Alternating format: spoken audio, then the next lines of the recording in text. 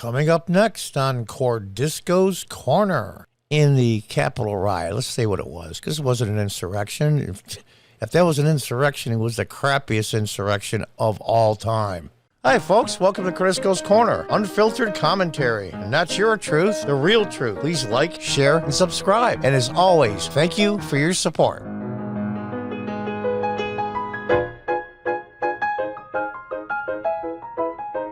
Hi, folks. Welcome back.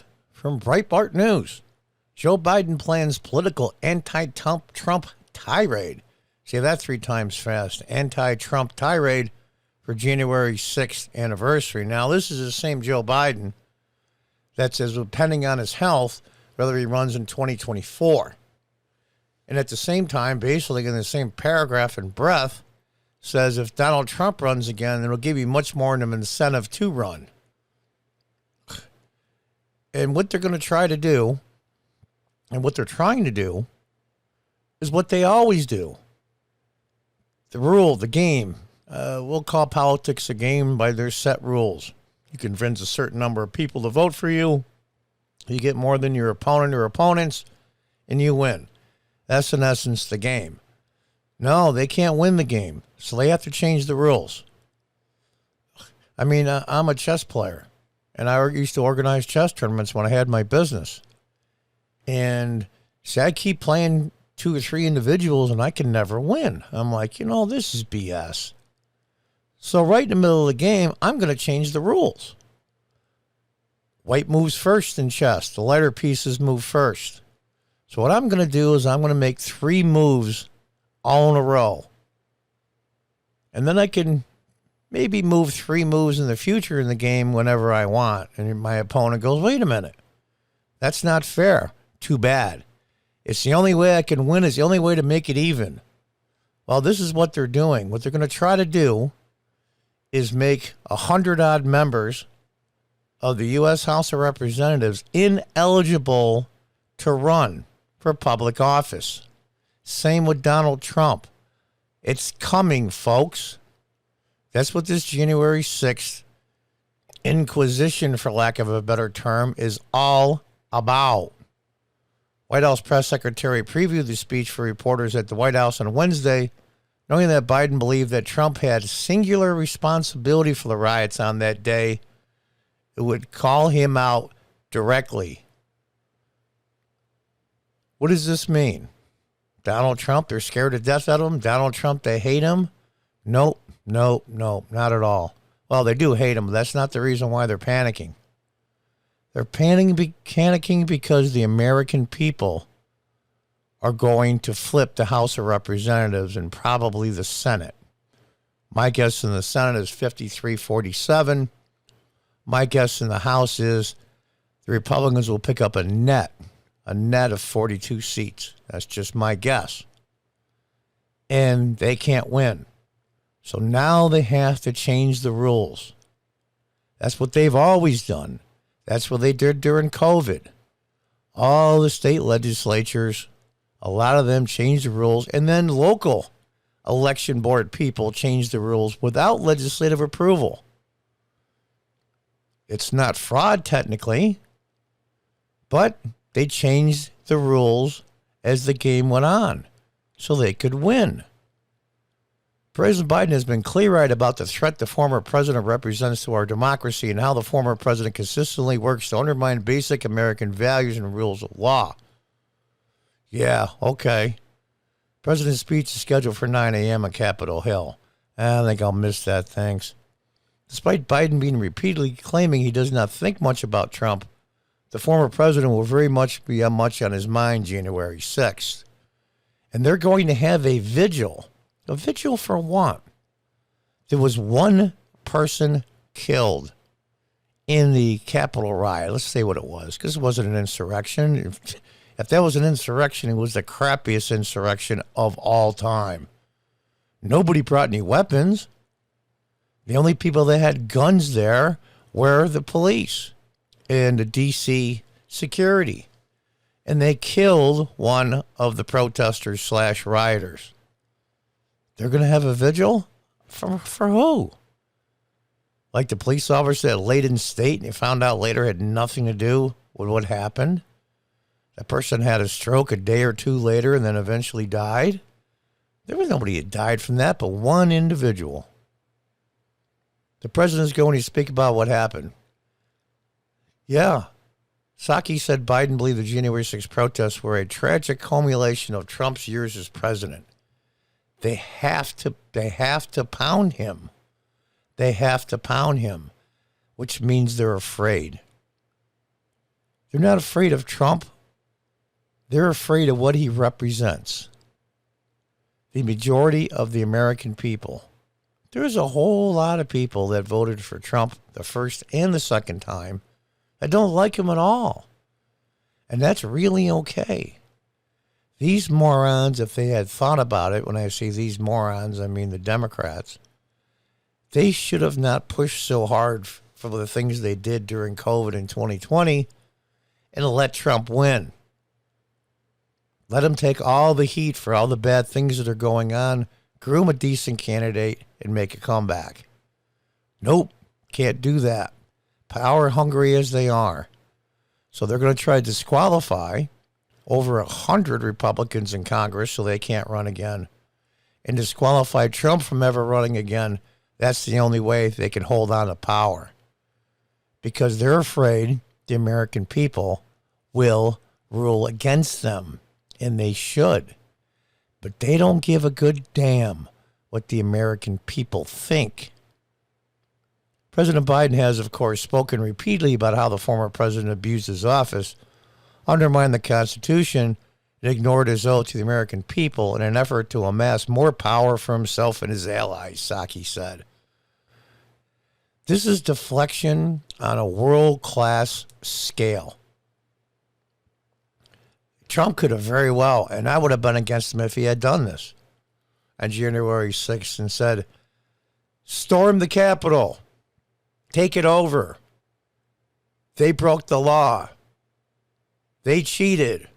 Overthrow them. I would have been against him too. But he didn't say that.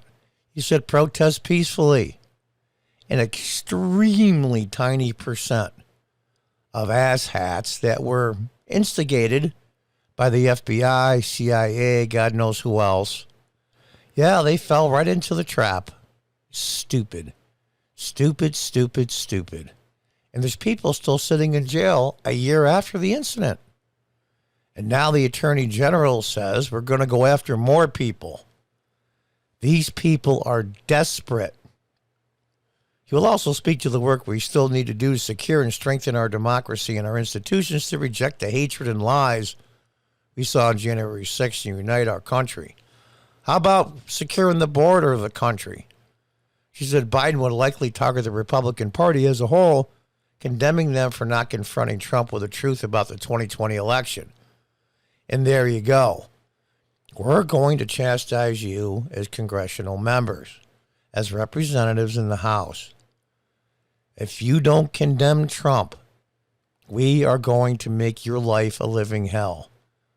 And we are going to come after you with advertisements that make you look incredibly bad.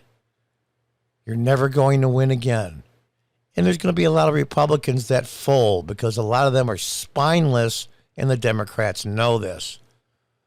The Democrats have always been laser focused, and they never, never, never stop.